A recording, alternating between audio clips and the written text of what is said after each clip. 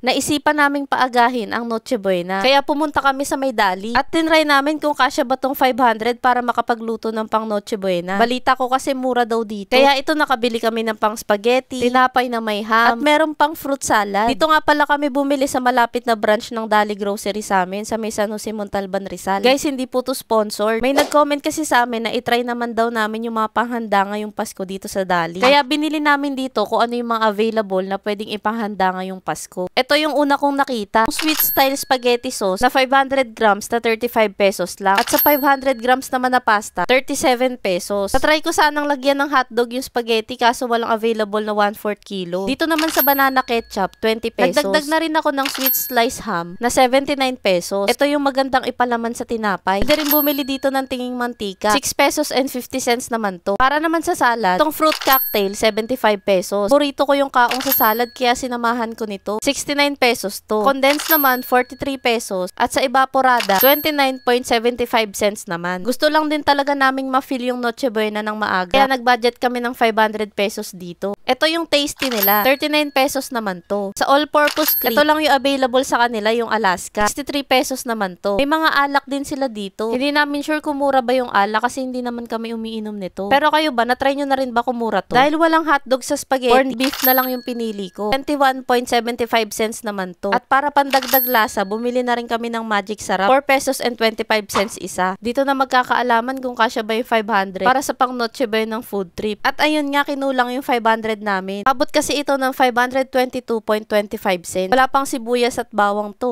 Kung bibili rin kayo dito sa Dali Everyday Grocery, kanya-kanyang balot ng binili mo. At mas maganda magdala kayo ng sarili nyong eco bag. Karton lang kasi libre nilang lagayan dito. At kayo rin maglalagay ng basket pabalik. Pag-uwi nga, ginawa ko na agad yung fruit salad. Para kinabukasan, malamig na ito. Tinanggalan ko muna ito ng sabaw. At ito yung laman ng fruit salad. Kita nyo may cherries, pata de coco at maraming pinya at papaya. Sa kaong din, tanggalin muna yung sabaw tas ihalo nyo dito. Pagkatapos, nilagyan ko ng kondensada at hindi ko inubos. Pwede pa kasi ito isamang pampatamis sa spaghetti. Sunod ay nilagyan ko ito ng all-purpose cream. At ito na, meron ng fruit salad para bukas. Papalamigin na lang to para mas masarap. Ito nga pala yung tirang kondensada, tinira ko para bukas sa spaghetti. Kinabukasan, ito pinrito na yung ham gamit yung biniling mantika. Huwag mo ubusin yung mantika doon kasi lalagyan mo pa yung pasta. Akala ko mabibitin kami dito sa 500 grams na pasta. Pero hindi naman pala, marami-rami naman pala ito pag naluto. Sunod naman na ginisa yung spaghetti. Simpleng spaghetti lang to guys na may bawang, sibuyas, corned beef, nilagyan ng pampalasa na magic sarap, at sweet style spaghetti sauce. Sinama nga rin pala namin yung tirang kondensada at evaporada para mas masarap. Pwede nyo ring haluan ng banana ketchup. Habang ginigisa nga yung spaghetti sauce, ito inayos ko muna yung mga tinapay. At nilabas ko na rin sa ref yung fruit salad. Tama talaga na ginawa ko to ng gabi kasi tingnan nyo naman, malamig na. At ito na yung kinalabasan ng binili naming pang Noche Buena sa Dali Everyday Grocery. Grabe, sobrang sulit. Pag nag-i-spaghetti nga pala kami guys, hindi namin agad dinahalo yung pasta sa sauce. Mas gusto namin yung kami nagtatansya ng sauce sa pasta. Bali, naging tatlo yung naging handa namin. May spaghetti, tinapay na may ham, at fruit salad. Sa amin, palag-palag na to para sa merienda. Pero sa darating na Pasko, kung may budget kayo, pwede nyo naman dagdagan yung mga sahog. Ito lahat yung kinalabasan ng binili namin sa may Dali Everyday Grocery. Dito sa may Montalban, Rizal. Pero baka sa ibang branch nito, baka meron pa kayong mabili doon na pwedeng idagdag. Ito yung mga pinili kong pwedeng panghanda sa Noche Buena kasi ito yung nakasanayan kong hinahanda sa amin. Kaya ang saya ko kasi 522 pesos lang. Naramdaman ko ng mas maagang Noche Buena. Marami pa nga pala ako i-share sa inyo kaya huwag niyong kalimutang i-follow ang aking mga social media accounts.